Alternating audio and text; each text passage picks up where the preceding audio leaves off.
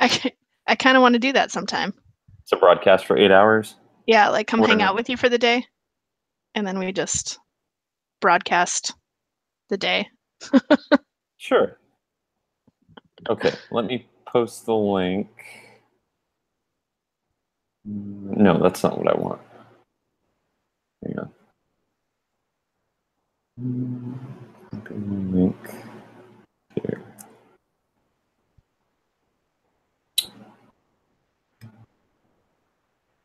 Come on. Okay.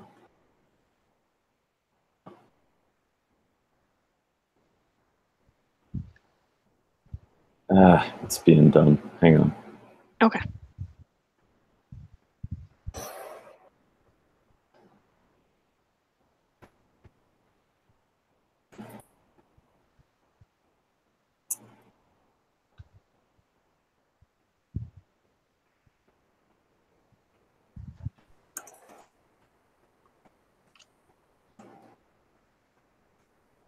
Oh, I should tag you in it.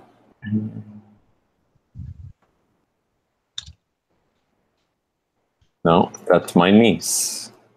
So I am talking. Oops.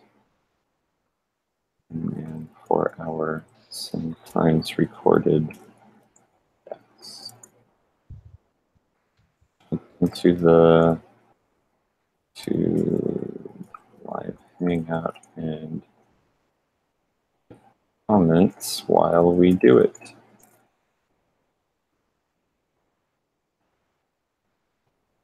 Right now.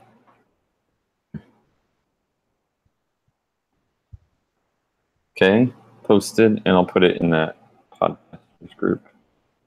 Awesome. Twin Cities podcasters with like 95 people. I can post it in a larger one, but I don't know. I think it's a good size. Like in larger groups, it might get lost. Yeah. Hey folks, my friend.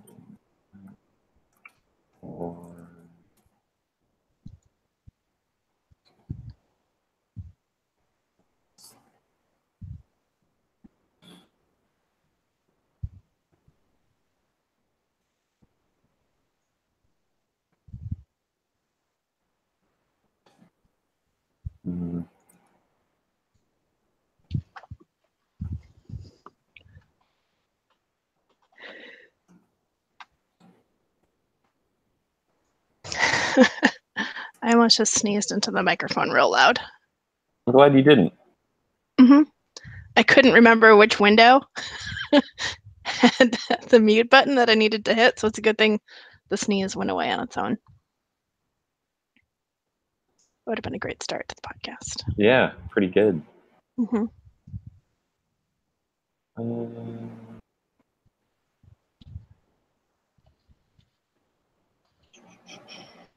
Okay. Will we know if... One second.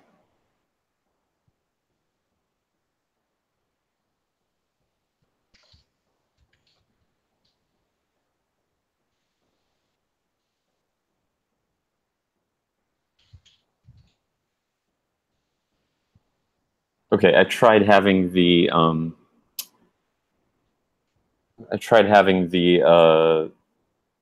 YouTube link open, but it played the audio. Let me try one more thing. Okay.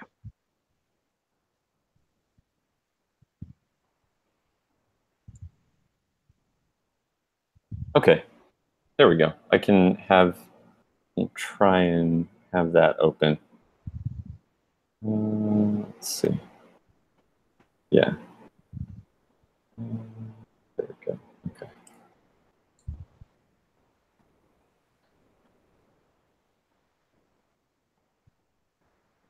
That one viewer on the bottom is me, so. If you see a second one, it is me. Oh, okay.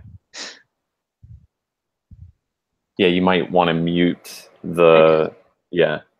Can you see the chat on there? Yep. Okay. Okay, I'm Peter. Rachel. Let's talk about Iron Man from 2008. Yeah, I feel like that's timely. It's we're keeping up with the Well, recent movie. yeah, but the reason that I wanted to talk about it is because I like having a series going, Sure. and we have 18 movies at this point to watch and talk about, Rachel. I think that's a good series. Plus, like the big Infinity War just came out, so it Mhm. is good timing actually, and it's been 10 years since Iron Man came out. Well, yeah, and the whole Marvel Cinematic Universe thing, Hmm. um, that and Star Wars, I feel like are it, those two franchises alone are what is like carrying Hollywood at this point. I mean, there's like artsy movies and like the whole Oscar business and stuff, but I mean, it seems like Disney has sort of a stranglehold on these big blockbuster summer movies. Wouldn't you say, or no? No, I'd agree with that. Um, and is, I'm not sure what it is about the movies that because they're sequential, but they're not necessarily all sequels to each other within the Marvel Cinematic Universe. But I will watch all of them. I will watch them Yeah, all that come out. I feel like so when you and I talked about this before, I feel like the reason that I want to talk about it is because I started off really enjoying these movies, and with this latest slate of them, maybe starting with the second Captain America movie, I Mhm. really started to hate them. Like I really just got bored and sick of them. Hmm. Um, Okay. yeah. So, um, so I thought it'd be interesting to talk about, and maybe we can like extrapolate some things about the wider, like, what does this the fact that this is essentially like one half of the movie industry, and I know I'm grossly exaggerating, but like that this is a big chunk of the movie industry at this point. Like, how does that Hmm. tie in to um, I don't know, this whole like uh, Trump takeover of America, and like I feel like it's all just swirling around in my head, and it all is like this kind of gross monster that feeds off of each other. And I used to read comic books a lot when I was a kid, so I'm sort of disturbed that I really don't care about, like, not, and it's not just don't care, I actively dislike the new movies. Um, Okay. yeah, but we should start with Iron Man. We should. And how do you feel about the movies in general? You said you would watch every single one, but I would. I like them. I think too, coming from a different background with not growing up reading a lot of comics, um, I don't have the same connections to the movies, and so when I watch them, I'm only expecting fluff, and that's why I watch them, mhm. is to go watch some really fit people jump around on the screen Mhm. in skin tight suits. You never read like a Marvel comic before? I have not. I, You've never read a single like Iron Man, Avengers, Captain America, Black Panther comic before? that is correct. Ah, interesting. I didn't know that. Yeah, Yeah. I came to the comic game late and started with mostly Dark Horse comics actually, like Saga and Yeah. Chew and Rat Queens and stuff. Because you started reading them like in your 30s, right? Yeah, like Okay. when I was younger, I would read collections of comic strips. Uh-huh.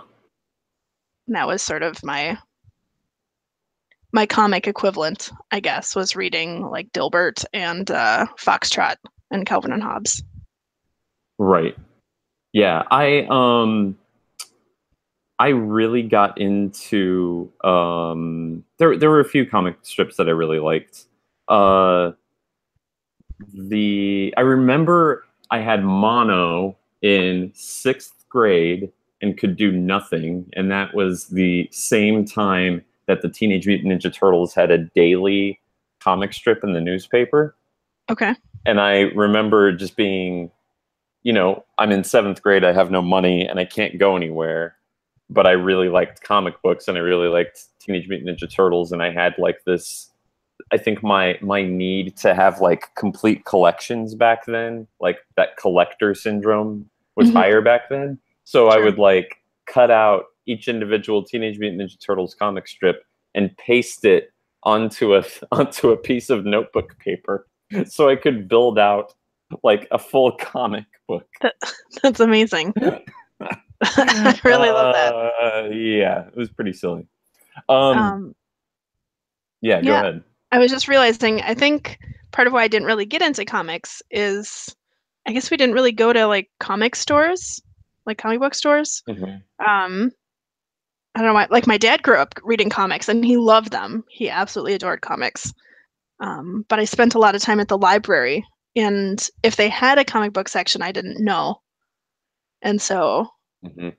most of my reading was like books or the collections of comic strips. And I also think, looking back, I had this idea that all comics were like Prince Valiant in the comic section of the newspaper. Like that's what comic books were like, were these Oh, Prince like Valiant. Prince Valiant was so hard to read. Oh I my couldn't god. stand it. I couldn't stand it. Yeah. And I don't know when I got that idea that that's what like larger comic books were like. I don't know if I saw one and I saw the layout was more like that, like more detailed drawings. Yeah.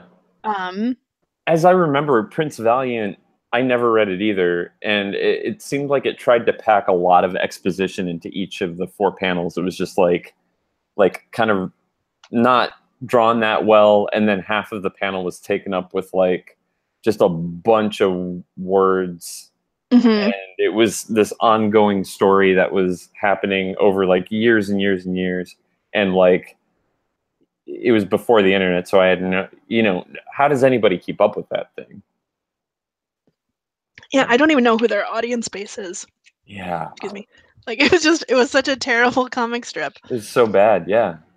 So, Um. yeah. Okay. Yeah. So that's and I've been reading comics since I was like before I was 10 years old. Like I don't know how old. I started reading Captain America and then moved to Superman and then like read a little bit of X-Men stuff, but I read a lot of Captain America comics. I had Iron Man comics when I was a kid, but I didn't really read them Mhm. much. Like I had a couple. I didn't collect Iron Man. Um, so okay, yeah. So Iron Man. This movie was directed by Jon Favreau and starring um yeah, who does it star? Robert Downey Jr., There you go. His name escaped me. Robert Downey Jr. and Terrence Howard and Gwyneth Paltrow and Jeff Bridges. of course Jeff Bridges. Hmm. So um this was the first movie in what is now being called the Marvel Cinematic Universe. Um, from what I understand, these first 2 movies, the guy who had a huge hand in making these movies was this guy named Avi Arad, Okay. who sort of like cobbled together all of these properties that Marvel had laying around, and was trying to piece together like a stake in the movie business. So, or that's a very poor way to put it, but we're going to talk primarily about the movie. So, Mhm. if I tried to look up some stuff about Avi Arad, and I found a few things. If you're Okay. listening to this and you want to know more about it, like do your research on your own about that. And Jon Favreau, which is interesting, got pulled into this movie because he worked with Avi Arad on Daredevil that he made with Ben Affleck. So Jon Favreau was a director on Daredevil, and then they were talking about stuff, and Jon Favreau said, oh, you know what? I'd really like to make like Captain America or the Avengers. And then stuff swirled around and they came up with Iron Man, who the reason they landed on Iron Man is because there had never been a live action Iron Man movie made before. Yeah, I was So looking back at the Wikipedia article for Iron Man in other media, yeah, and um, he's been in that character has been in so much stuff I hadn't realized since yeah, like the 60s. yeah.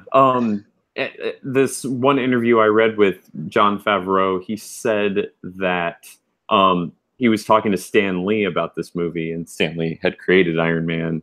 And Jon Favreau, no, I'm sorry, it was Robert Downey Jr. said that Stan Lee told him he had basically created Iron Man on a dare, like, because at the time a lot of people were into like counterculture stuff, and comic books were primarily like anti-war sentiment. So on a Mhm. dare, he wanted to create a character that was this like arms dealer, super rich, like super pro-American sort of guy, and make him likable for an audience. And he did, and Iron Man was pretty successful. But I got the feeling, and I've listened to a couple other podcasts, like I got the feeling that when I was a kid, that Iron Man was sort of a second rate.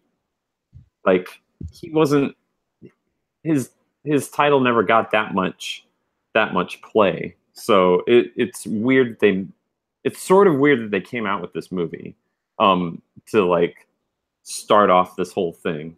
Um, so anyway, let me get the plot out of the way. I'm sure Okay. everybody who's listened to this, there's going to be tons of spoilers, and I'm sure everybody who's listened to this has seen this movie. If you have not, just go watch the movie. Go watch it. Just pause this podcast, go watch the movie, and then come back. Yeah, yeah. So here's what I wrote for the plot, and it's like 8 sentences. Uh, Rich guy Tony Stark owns an arms making business that was started by his father. Tony goes to Afghanistan and sees that, quote, the bad guys are using his weapons against American troops. The Hummer Tony's in gets blown up in the middle of him like showing some arms demonstration for some weapon that he made. Tony has some metal shrapnel in his body as a result, and he gets captured by the Afghan bad guys, and his friendly cellmate puts a huge magnet in his chest to prevent the shrapnel from making its way to Tony's heart. He's strapped to a car battery at this point. Tony builds this like trash man, I called it. Like he builds this suit that's just made out of like all the trash in his cell, basically, and makes a new chest piece out of some movie magic pseudoscience. Puts it in his chest so that he doesn't have to be strapped up to a car battery the whole time. So he makes this cool trash man suit, and like wrecks all kinds of crap, and like gets out of there. His cellmate friend dies in the process. He goes back home and announces his company's not going to build weapons anymore. Jeff Bridges, who plays Obadiah Strain, is his like business partner. He's against that. Some turmoil happens. Pepper Potts is played by Gwyneth Paltrow. That's their love interest. That I guess sort of a love interest for the movie. Tony starts to make like the Iron Man suit, and then the big showdown is basically with Obadiah Strain, who made his own Iron Man suit, and sort of out of the parts of the thing that was left over in the Afghan desert. There's a big battle. Tony wins, and then in the stinger after the credits, we see Samuel L. Jackson, who's Nick Fury, and he asks him to join the Avenger Initiative. Those are the big moments? Did I miss any other big moment? I'd say the only thing was that when he had been given a prepared statement by Shield, who'd already been in Oh, touch with right. Pepper Potts, um, that gave an alibi. But then he goes up there and says, "Actually, I'm Iron Man." Yeah, that was so good. That was so good. It's a big reveal. Yeah. Supposed to keep a secret identity. Yeah, that was so good. So, let's start off with, did you like this movie, Rachel? I did. I hadn't. It's been a long time since I've seen it, and I hadn't really expected it to hold up as well. Mm-hmm. Um, but I feel like it's actually incredibly timely. Mm-hmm. Like, it's a good movie for right now because you have this, 1% guy, um, who is making real changes, Mm-hmm. and like he was pretty naive to think that his weapons weren't being also sold to just everybody, but he's a pretty self-involved character, so I guess it's not a real big surprise. Wait, Uh, wait, so when you say he's this 1% guy that mhm. is making all these changes, who are you saying that Iron Man why is it timely? Why are you saying that it's timely? Um, I'm saying because right now there's all these tax cuts for businesses Yeah. and all these changes being made within the government that are really benefiting billionaires and millionaires and nobody else.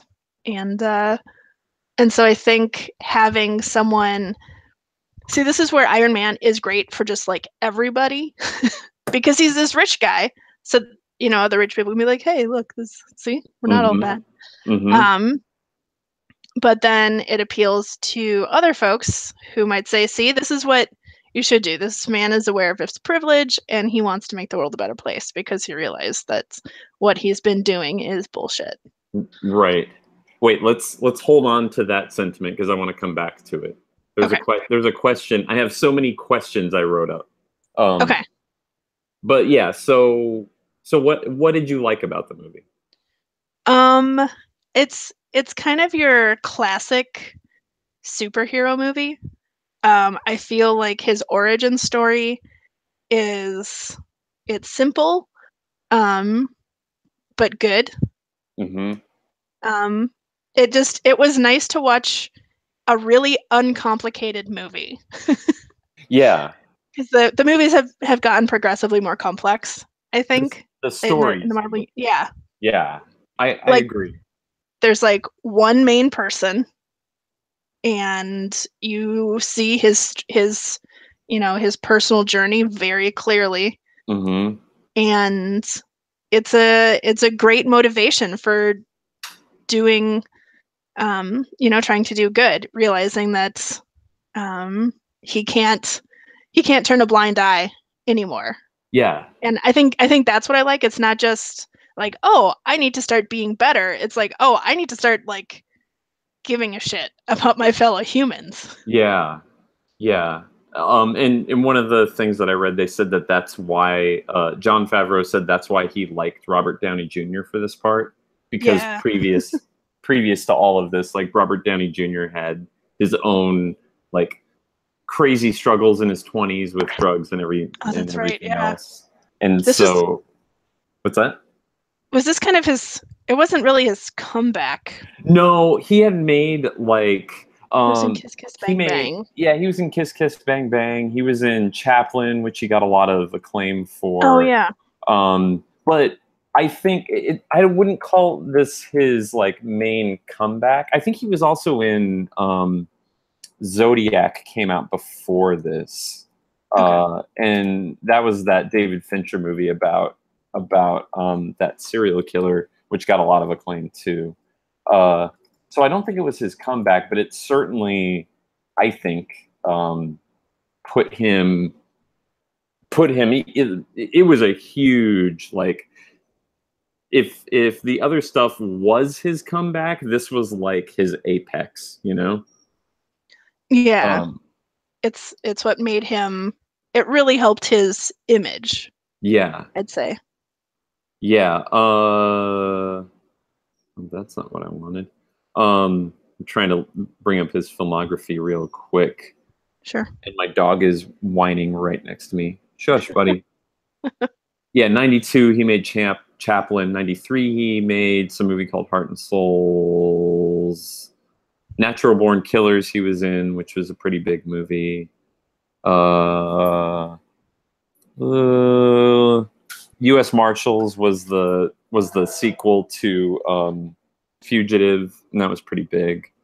So he's like progressively getting like better roles. He was in Wonder Boys, which wasn't a great movie, but he was in that with Michael Douglas. That was pretty good. 2003, was in that Charlie Chaplin movie, and I think he won some kind of like crazy award for that. Kiss Kiss Bang Bang, 2005. Good Night and Good Luck he was in, which was another pretty artsy movie. Zodiac he was in right in 2007, and that was a big movie, and he like kind of showed his acting chops off in that. And then a couple of other movies, and then yeah, bam, he's in Iron Man in 2008. Um so Oh. I liked this movie way more than I remembered liking this movie. Yeah. Like, for the reasons that you said, I think Jon Favreau knows how to make like I think he knows how to make movies. I think he knows how to show people, Hmm. and the way it was shot also, it avoided some of the like huge some of like the huge shots that I can't stand in the new Marvel movies, where everybody on the screen takes up maybe like 1/10 of the screen, and there are these huge battles where people are sort of flying into each other, and it's either a long shot or a medium shot, Hmm. and nothing really happens other than like somebody punches another person and they go flying. Like there's no comedy or like meat to the scenes, whereas Hmm. this movie, like him building the suit in that cell, him building like his trash man suit was like super cool, Yeah. and he's like banging on, like it's just visually looks really cool, him like using all these tools and banging on things. And the shot itself is, I feel like, is a lot closer than what they are in the new Marvel movies, I think. Sure. Yeah, I um would agree with that. yeah, and the colors, it didn't get into that overly like blue hued color scheme that Hmm. happens. I think it starts to happen in the second Captain America movie, which I can't stand. And the banter was really good, and I read that the reason the banter in the movie is so good is because it's largely, they didn't have the script written the day that they were shooting it. So Tony or Robert Downey Jr. and Jeff Bridges would improvise a lot of their lines like the day of. Hmm. And it feels a little like a 70s movie, because in 70s movies people talk over each other a lot, and Sure. it feels like more naturalistic dialogue, and that happened a few points in this movie. Um, uh, let's see. Yeah, I liked it a lot better because it just felt like a better superhero movie. Where it started to lose me was the very last part with the fight. Like, I didn't really care about it.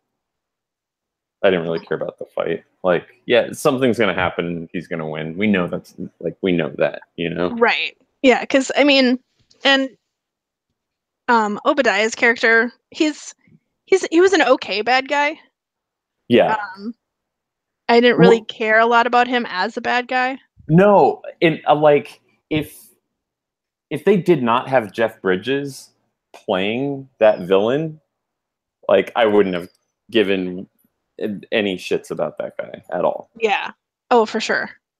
But it was Um, really cool to see Jeff Bridges as a villain. I I can't remember a movie that I've seen him as a villain in. yeah, I can't either. Yeah, usually he plays such like affable people. Yeah. Um, I liked uh there's this one particular scene where he has his arm like around Tony, Yeah. and so I don't remember if that's the scene where he is the one that where he tells Tony that he's the one that filed the injunction, Yeah, yeah. and Uh-huh. he has his arm, and it made me uncomfortable because it is his hand isn't still on Tony's shoulders like wrapped around, but his whole arm is like kind of moving Right. because that's people naturally gesture, and so it actually takes focus to like hold your hand still Yeah. when you're not used to gesturing, and that's what it looked like. But it's that kind of intensity where like you can't keep your arm still that translated unexpectedly well in that Well, scene, and it actually made me uncomfortable. Like if someone had been touching me that way, I just would stop. well, yeah, and Jeff Bridges himself is such an affable person, and I feel like he's used to um I feel like he's used to like getting along with people and being like Hmm. likable. So Sure. he kind of knows how to how to do that. I'm laughing because my dog is still whining right next to me, and it's very hard for me to finish a thought. Stop, buddy. Buddy, I got to do this. Zobi? Do you want to give him a snack or something? Yeah. Um yeah. Yes, in 1 second. Yeah, I Sure. think my point is about the Jeff Bridges thing is I have met dudes in life who are used to charming people, Hmm. even in the midst of manipulating the hell out of them. Sure. And that little arm movement thing that you said, like, totally conveys that. Yes. Um, Yep. 1 second. I'm gonna give him a treat, and Okay. we'll edit this part out. Okay. 1 second. Yep. So we dog. Come here.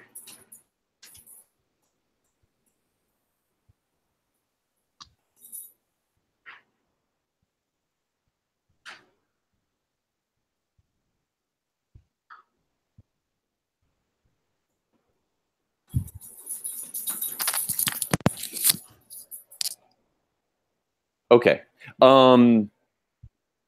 Yeah, let me say the banter with the journalist Hmm. lady, like before they sleep together or whatever. That's Hmm. really good. It's like super good dialogue. The dialogue with him and Pepper is really good. Um uh okay, I have a bunch.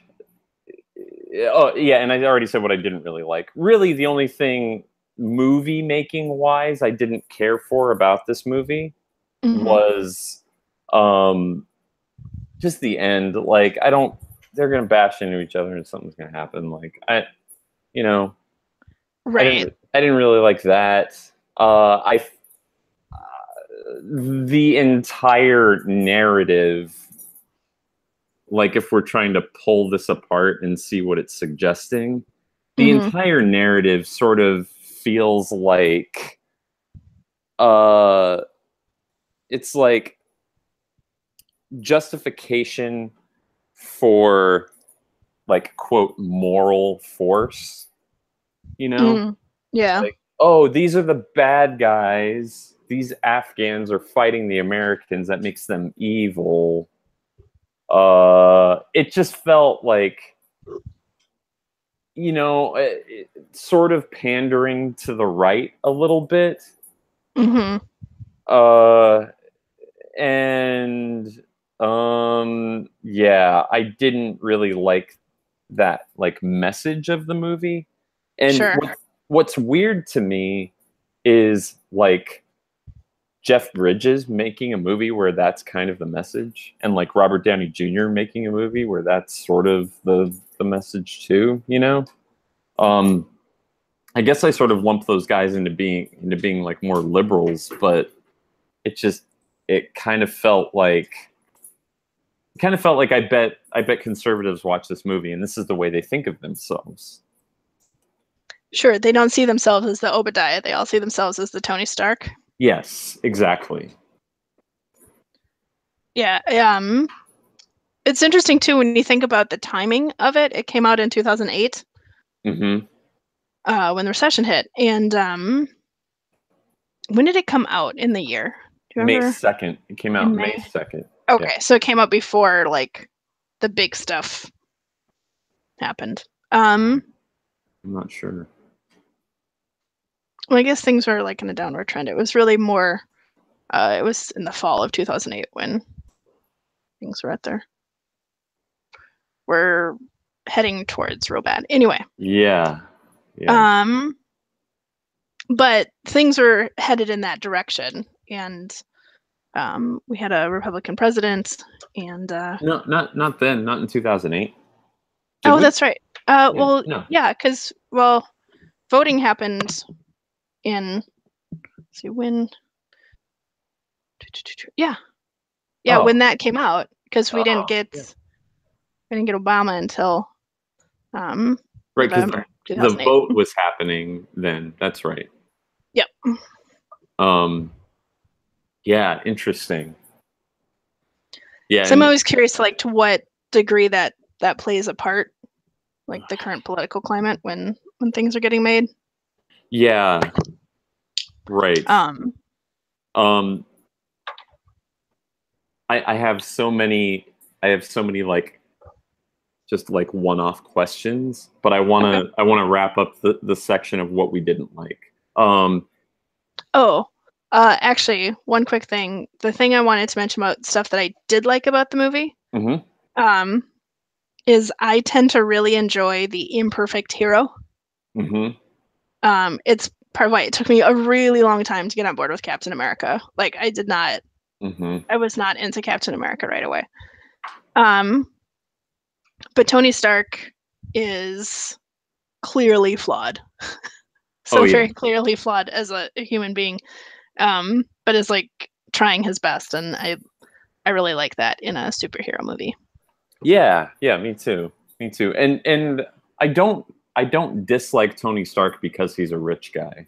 Like Right. that's not why I dislike him. I don't dislike him. I don't dislike this movie because of Tony Stark. Overall, I like this movie. Hmm. I dislike it when I start thinking about like, oh, this feels kind of gross. If I were, I can just picture some conservative like bro watching this movie and just clapping himself on the back. Right. Um, yeah. Um, yeah, and this movie, it opened. It made $98 million opening weekend. Um, it was going up against Maid of Honor, which I think is like a Hugh Grant movie or something. Red Okay. Belt, which I have no idea, and this movie called Son of Rambo, Rambow. Uh, so it was number one in the box office. Hmm. uh, yeah, in second place that weekend was Maid of Honor, and it made like 46 million. Yeah, I don't even remember that Yeah. movie. What's interesting is that 3 weeks later, The Incredible Hulk came out. Is that the one with Edward Norton? Yeah, yeah, Okay. yeah. Um, okay. I have so many of these like one-off questions. Okay. Go for Okay, it. okay, ready? Easiest one. Did this pass the Bechdel test? No. And for listeners who don't know what the Bechdel test is, let me Google it so I get it right. The Bechdel test is created by Alison Bechdel. Um, the movie has to have at least two women in it. It did. Who talk to Mhm. each other. I don't think two women ever talk to each other in this movie. No. And the third criteria is they talk to each other about something besides, other than a man. I'm So, pretty sure all Pepper Potts ever talked about was Tony Stark. yeah, yep, yep. So, fails there. All right. So that's not great. And I think while Pepper is the portrayal of women in this movie, like Pepper is portrayed as super capable, that journalist is portrayed as super capable, Mhm. but they're both, I think, sort of just portrayed as like you said, like something for them to talk about, like something for Tony to interact with. Right. I don't know. Is that what you felt? How did you feel? Yeah, I like Pepper. I like her as a character. I think, and it's funny. I remember being much more enamored with Gwyneth Paltrow at the time. Me too. Yeah. Um, but the shine has definitely come off since she has this like weird collection of um how-to books and Oh, does she? yeah, it's like she has like all these recipe books and she touts herself as this like she's just like a stay-at-home mom like any other mom and it's easy to do all these things, Oh, when right. you have a nanny and a chef and a personal trainer. Right. And she Yeah. recommends like shoving jade eggs up your hoo-ha and it's Oh, that was her. Yeah, that's right. For some reason, I get her and who's the super anti-vaxxer? A- oh, Apple. McCarthy. No, she named her daughter Apple. Oh,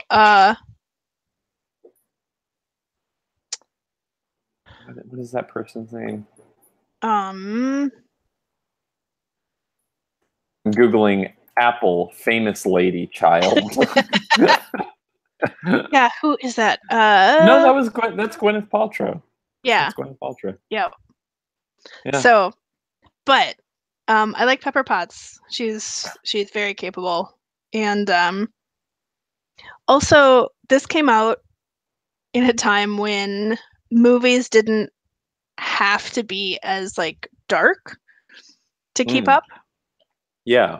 Um Yeah, like that's a there's good a point. scene where Pepper has just downloaded information from Tony's computer Mm-hmm. and Obadiah catches her. And as she's leaving, it's clear that he knows what's up, right?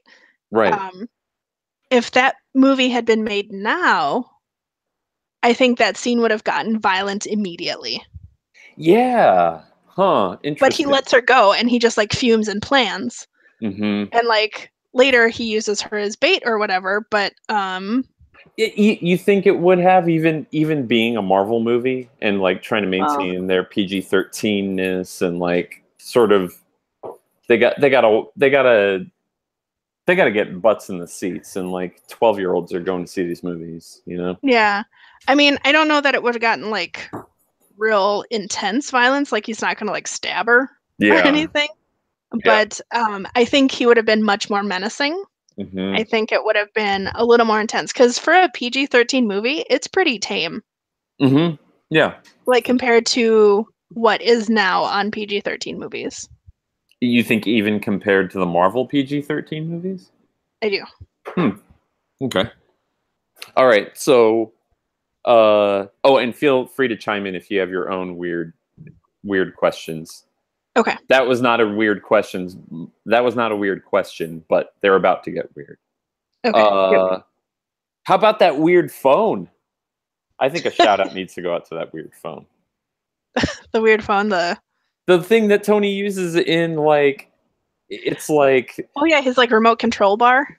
yeah, it's a phone, and then he like flips it up, and then the screen turns kind of sideways.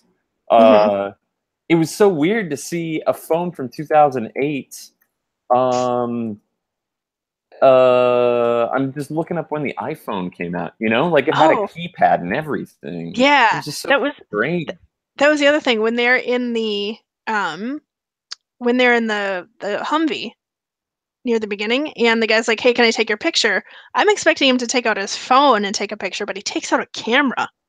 Yeah, yeah. I'm Oh, like, and he who's this? also says, "Don't put this on your MySpace page." Yeah. In Yep. 2008, like I Yeah. guess 2007 is when MySpace, or I'm sorry, Facebook kind of took off. And I guess the first iPhone was released the previous year. Like Hmm. And it says iPhone OS 1.0, June 29th, 2007. So the iPhone 3G wasn't released until April, May, June, July, 2 months after Iron Man came out. So the iPhone was still sort of this thing that hadn't caught on. Sure. Yeah, interesting. Um, yeah. So the weird phone. Do you want me to keep going? Yeah, go for it. Okay. Um, let's see. How would the movie? Okay, I have like a multi-part question. Would the movie have been way cooler if his cellmate dude didn't die? Like instead of playing the sacrificial like non-American part, what if he didn't die and just came back with Tony? What do you think? Um, I think that would have been a lot cooler, and I think it would have been more dramatic if he died later. Yeah. Like he makes it Yeah. all this Yeah. way and he like helps Tony with his suit because I would have liked I know Jarvis plays a good sort of um Yeah. second role in that, but it would have been really great for there to be a lot of like banter about the suit that wasn't directed at like the fire extinguishing robot. Right. And it would have been weird to see that guy who is so like un-American and un-1%y to be like in Iron Man's mansion. You Yes. know? Like that would have been really cool. Um Also, would it have been a cooler movie if Tony Stark died and that guy was Iron Man? That would have been interesting. Like, I, Well, I think that would have been cool. I think it would have thrown people for a loop. And then Marvel would probably be like, "There's absolutely no way we can sustain this guy as being Iron Man for no, 20 years or whatever." Tony Like, Stark would have somehow come back from the dead or something. yeah, something would have happened. And if they were planning to do that, they would have had maybe like a buffer non-American dude play that guy. Right. You know? Um, yeah. But yeah, I agree. Like that guy got killed off way too soon. Uh, let's see. Oh, and my dog is still doing that. That's why I keep pausing. Like That's okay. he's you're fine. You're fine, buddy. Um and I don't think we really needed that flashback. Like it starts with the him in the action, and then it goes 3 Hmm. weeks later or 3 weeks earlier and then brings us up Sure. to speed. That first 3 weeks was compelling. It really didn't need to start off in the Humvee, I think. Yeah, I think it actually would have worked better if they just had it chronologically. Because then you care more about Tony too. Like you actually care Yeah. about Tony and you get to see a bigger change as opposed to him starting the movie kind of as um starting the movie woke, you know? Right, yeah. Um I think showing him start as a playboy where maybe you don't like him a whole lot at the Yeah. beginning. I think that would have been really great. And the dialogue's super clever there. Like it was so good. I feel like the Marvel movies are not nearly that clever now. It was so just the dialogue was so clever. Like, yeah, I didn't think they needed it. Okay, here's a big one. Here's a Okay. big one. I'm ready. Ready? Yep. Okay. Does Tony Stark talk like Donald Trump thinks he talks? Okay, and here two examples. All right, Hmm. just gonna read this Yep. quote. I know that it's confusing. It is one thing to question the official story, and another thing entirely to make wild accusations or insinuate that I'm a superhero. Like, come on, Donald Trump totally thinks he talks like that. Yeah. And then of course that line to Pepper. Well, you look great. You smell great. I could fire you if that would take the edge off. Yeah, I'm pretty sure Donald Trump thinks he's as charming as Tony Stark. Yeah, I do too. I think Donald Trump watches this movie and is like, "See, I'm the best. I'm Tony Stark." Oh man, Donald Trump totally thinks that he could invent the Iron Man suit if he wanted. He just doesn't want to. But it right, and it's totally his pot. Like he thinks, like how like Tony's going sort of off book and like going rogue on some things. Hmm. Like that's totally what he thinks he's doing. He thinks he's like, Right. yeah, I'm just surpassing all these things and cutting through this red tape. Um, yeah, I might have to pause again because my dog is freaking out. Okay. Is that okay? Yeah. All right. Give me like I might actually have to actually take him outside, so I'll be back. Okay. Okay, hang on. Yep. Zoe, dog. Zoe, what? Okay, okay. I know. I hear you.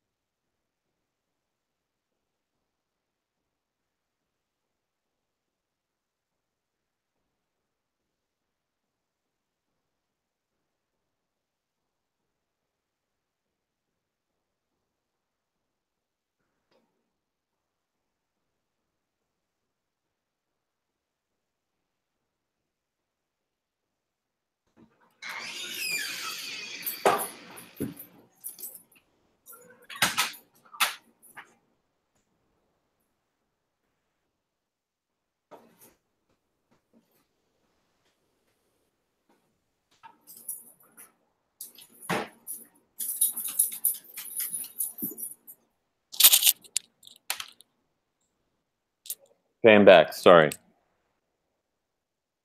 you still there? Yep, I'm here. Okay, sorry about that. That's all right. Oh, good. You chatted. We'll be right back. Okay. Yeah. So yeah, Tony is totally like Donald Trump's ideal. Uh, should I keep going with the questions? Yeah. How in the world did they get Jeff Bridges to ride on a Segway? I thought about that too. Like, why didn't he just walk up or like come out of a car? You know, he's a pretty silly dude. Like on the Big Lebowski, like a lot of those clothes were his clothes. Oh, really? Yeah, Yeah.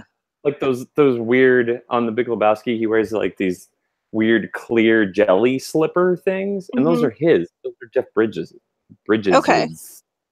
Yeah. So, um, Maybe yeah, maybe just to add some humor to his character.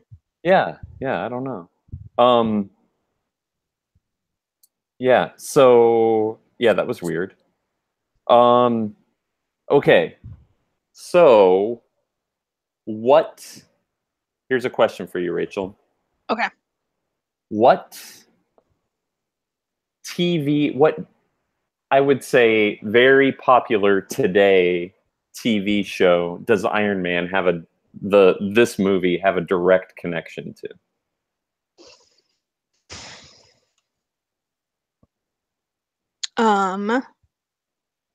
Are you talking like outside of Marvel TV shows? Yes. And it's not in the storytelling, obviously, because it's not a Marvel TV show. So it's got I gotta don't be know. creative.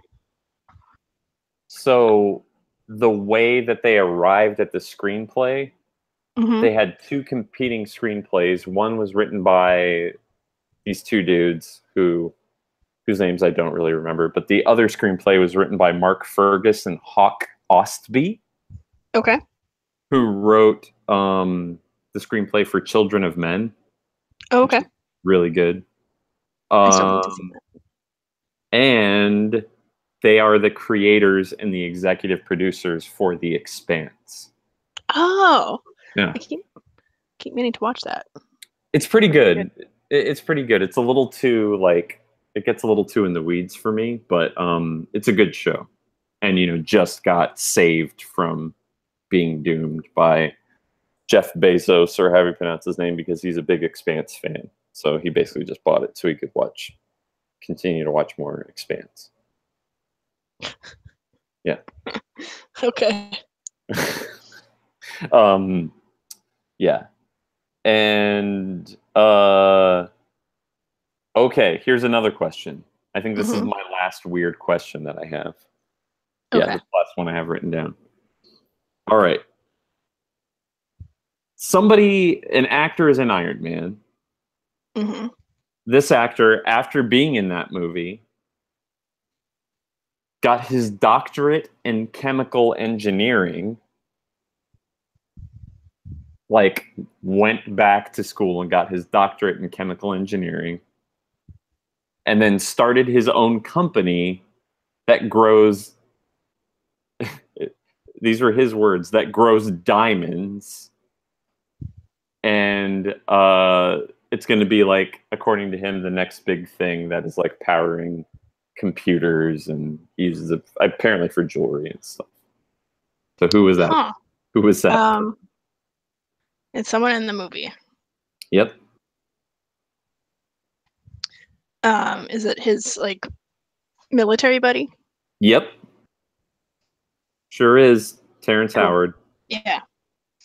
Yep. Huh. And because you notice that's Rhodey, right? And Rhodey is replaced by Don Cheadle in the later movies. Oh, that's right. Yeah. Okay. Or Terrence Howard is replaced. Sorry, I Yeah. misspoke. Terrence Howard's replaced by Don Cheadle in the later movies. And apparently there was some like big, like Terrence Howard, something having to do with the contract that he signed, which was like a one-sided contract where it said that he would make $8 million for Iron Man 2, and Marvel basically just said, yeah, that's for like your benefit, not ours. We're not going to pay you that. We'll pay you $1 million. Oh, And wow. he said no. And then they went with Don Cheadle, who apparently was the first choice anyway. Like they wanted Don Cheadle for that role from the beginning.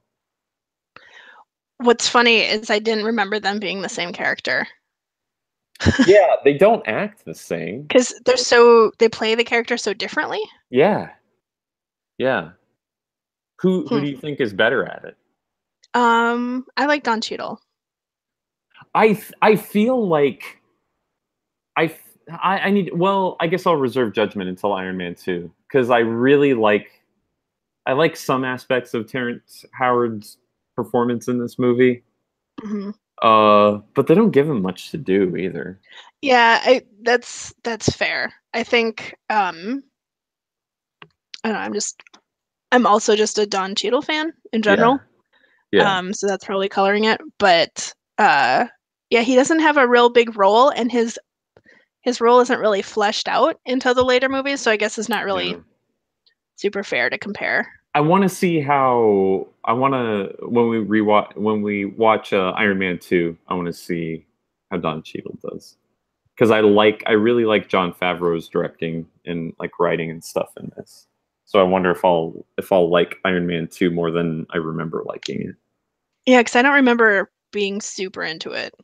Yeah. Um, let's see. I did have my own weird thought. I didn't have a list of questions, but something that had occurred to me when I Hmm. watched it, Hmm. just because it's such a different kind of role for Jeff Bridges, Yeah. that this is like alternate reality. Yeah, yeah. That Uh, was I had the that dude. right. Yeah, yeah. We both said whose alternate reality is this, right? Right, yeah. So if it's the dudes, uh like if we follow Jeff Bridges after let me pull that up. Jeff Bridges uh When the dude stopped abiding, this is what happened to him. right. So 98 he's in Big Lebowski. So if we follow that character, right? He's in Big Lebowski. Hmm. And then the dude goes to Arlington Road, which is this like thriller sort of analogous to like the Unabomber. Like it Sure. turns out he figures out the guy living next door to him is the Unabomber, basically. Okay. I haven't seen any of these. The Muse, Simpatico, The Contender, Scenes of the Crime. I don't know any of that stuff. Mass Anonymous. 2003, he's in Seabiscuit. So the Oh dude yeah. lives next door to the Unabomber, and then he starts training horses. Uh-huh. And then he's in this really weird movie that I liked a lot called The Door in the Floor, where basically he plays like what's that guy's name? Maurice Sindak? Is that who wrote Where the Wild Things Are? Yes. So he basically plays like a type like that guy, where he writes these children's stories, which a bunch of hipsters really get into and like dig into all these meanings. So it works on these multi-level things. So he's a children's author who writes these like dark and weird stories that hipsters also like. Okay. So the dude, just to recap, the dude lives next to the Unabomber. Then he goes to train horses. Then he becomes a children's author, and then he makes amateurs, Tideland, Stick It, Surfs Up. I don't know any of those. And then he's an Iron Man, Hmm. Hmm. and he becomes. So maybe he made all the dude after he made some money off of training horses in Seabiscuit and then became this children's author and made a little more money and then invested it all in this arms dealership somehow and buzzed his head. Yeah, he'd been friends with Tony Stark's dad uh this whole time, Right. as it turned out. and he just didn't want to tell anyone that his real name is Obadiah. Right. Right. Mhm. Obadiah. He changes his name. Yeah, that was the dude's name all along. It wasn't Jeffrey Lebowski. Right. It was Obadiah.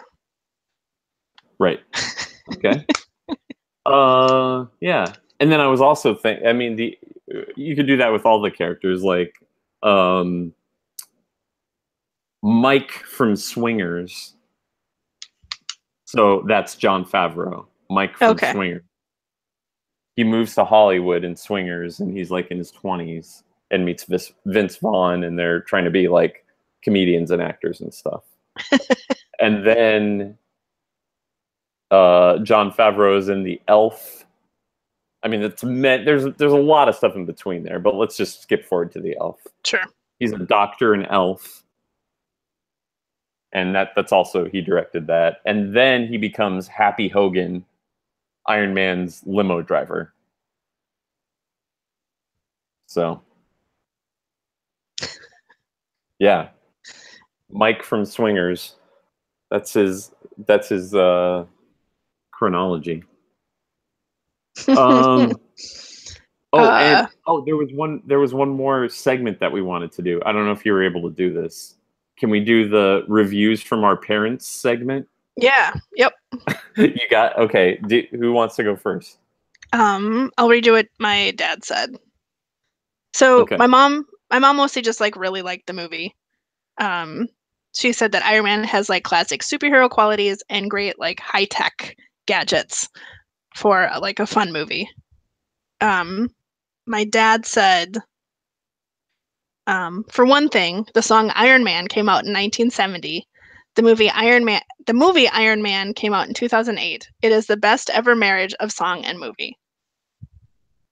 I think that's accurate. I Mhm. like those. So, uh, yeah. And your parents are like in their 60s, right? Yeah. Yeah, I think my dad is 60. He's 30 years older than me, so he's going to be 69 Okay. tomorrow, I guess. Oh, happy birthday, Peter's dad. Yeah. Um, so the dad said, "Yeah, it was excellent. The thing about all the Iron Man movies is it's more about Tony Stark and less about the suit. I really thought they were all excellent." And then I was like, "Yeah, well, we're going to do this segment where we quote our parents." And so then the dad says, "Definitely quote me. The Avengers without Tony Stark would not be nearly as good. I'm referring to the first one, not the Ultron disaster. Did you see the actor?" And this is all same. "Did you see the actor playing Solo in the movie? He looks nothing like like Harrison Ford.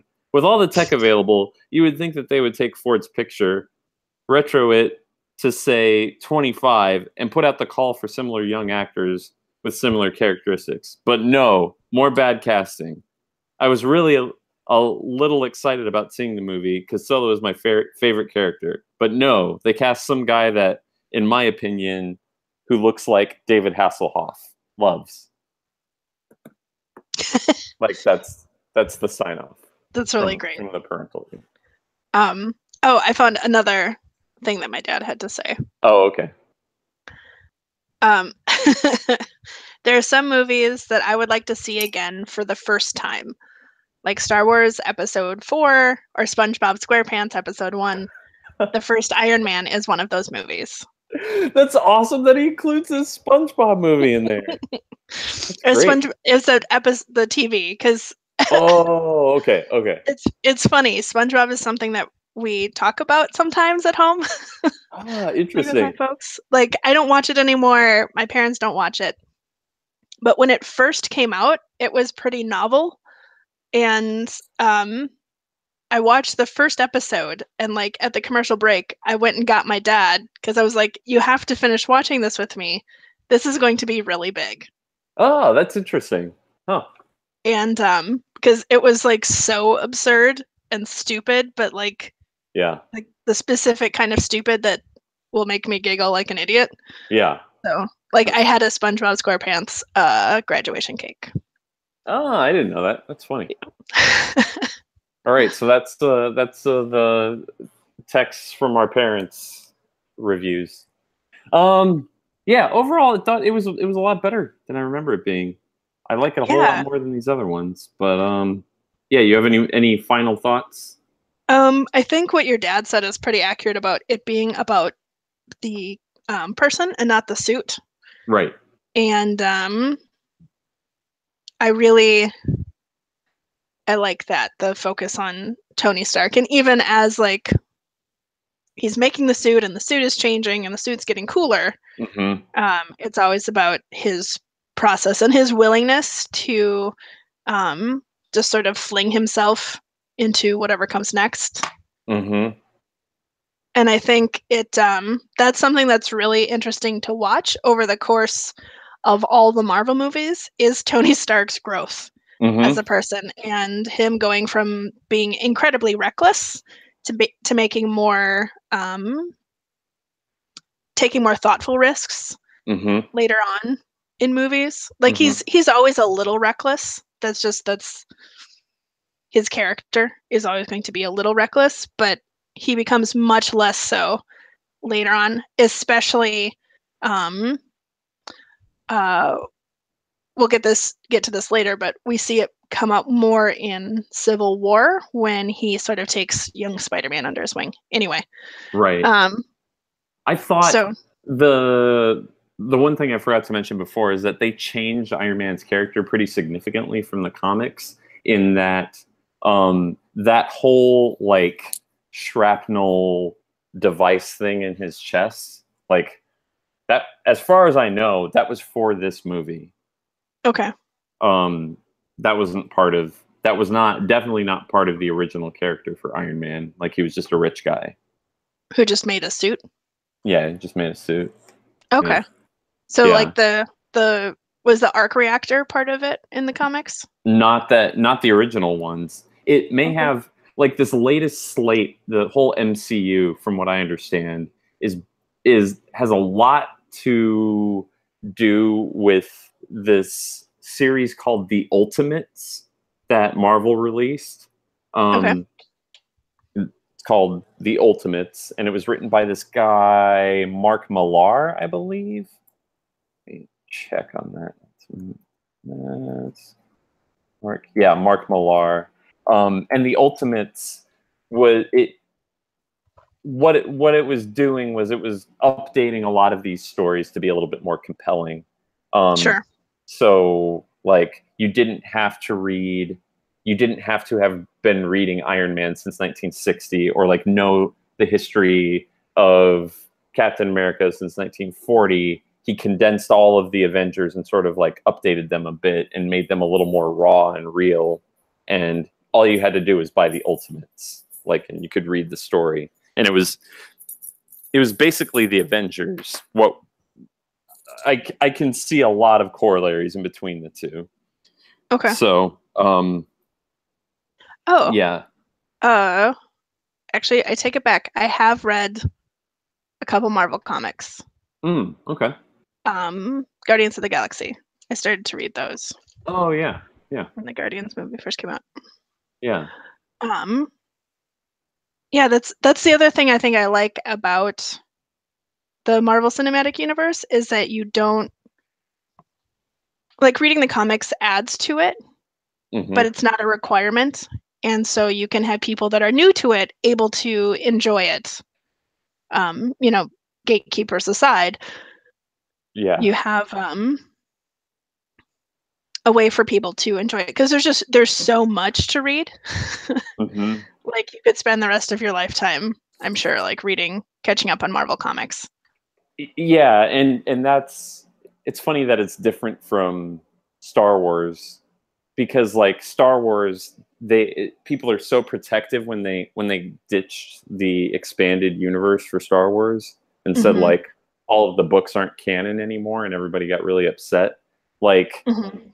Marvel's just been around for so long and there's so many different interpretations of these characters. Like when the Marvel movies came out, nobody expected like, oh no, you got to follow all the timelines because they've been rebooted and restarted and people have died and come back and stuff. It's like they just sort of accept that there are two sort of like cycle realities, going Sure, that on. stuff will change and continue to change. Because like even like you said, even within Marvel itself, they've made changes and they've done a bunch of stuff. Yeah, for sure. Okay. Oh, and so the next movie we have to watch, Hmm. we got to watch. It came out 2 months after this, so we have to watch that Edward Norton Hulk movie because we're going to watch these things in order. Okay. The Edward Norton Hulk movie, not the Ang Lee directed. I forget who's even in that. Eric Bana, I think. Bana, and the other one. Uh, Yeah, yeah, Eric Bana. yeah. So we Yeah, gotta watch. We gotta watch that Incredible Hulk movie because I think it's technically still part of the MCU. okay. But the um yeah, and that was 2003, the other one. Yeah, not that one. Okay. Uh, With Eric Bana and Jennifer Connelly. yeah, it's the second. Um, Yeah, and that's listed as part of the Marvel Cinematic Universe. okay. That's Second really movie. interesting that the other Hulk and that Iron Man are considered part of the Marvel Cinematic Universe, even though Daredevil is from a Marvel comic. Yeah, well, And that came out in 2003. the reason that's not considered part of the MCU is because it was released by, from what I understand, like the definition, from what I understand, of the Marvel Cinematic Universe is because they're independently produced by Marvel Studios, Oh, and gotcha. they would Marvel would license these things out. So like they I'm looking it up real quick. 20th Century Fox and Columbia Pictures began the development, but then Oh, New Regency acquired the rights to Daredevil in 2000. So Marvel Movie Studios, or whatever it's called, um, it's not in the same universe. sure. Yeah. Yeah. I found a list of all non-MCU Marvel movies. Yeah.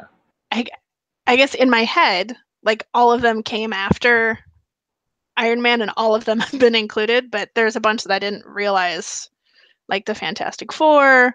Yep. There was a Captain America that came out in Yep. 1990 and was Yep. terrible. Yep. Howard the And Duck, the David Punisher. David Hasselhoff was from what I can remember, the first Nick Fury, which was a daytime TV. It was like a daytime TV movie. Whoa. Yeah. And I remember watching that movie on tape the day that I got my wisdom teeth taken out, and the pain meds did not agree with me, and I wound up puking all over myself and all over the couch, and nobody was at Oh home, and I had to like no.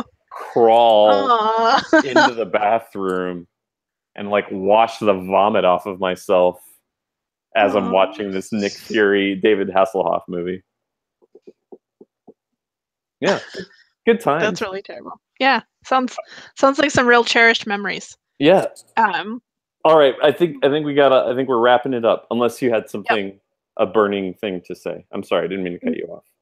No, no, I was just getting distracted about all the non-MCU movies. Oh, That okay. would be an interesting like follow-up series. Whoa, God. I don't think I could do it. I can't watch.